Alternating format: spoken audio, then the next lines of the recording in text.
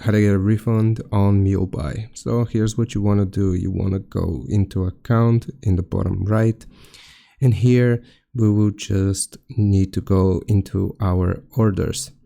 So if you want to get a refund, there are a few different scenarios that may take place. So depending on your order status, which you can see right here on the field, so currently it's payment pending, but you will need to have paid it in order to receive a refund, obviously. So if you want to get a refund, the easiest way is just clicking on cancel, and then this is automatically going to refund your money if it is in the order pending stage.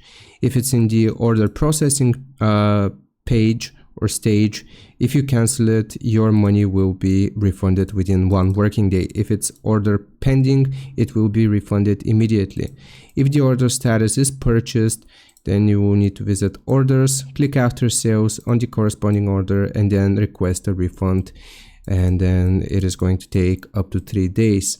If the order status is seller sent, then you have to go through order, click on after sales, and then you will request a refund from the seller directly.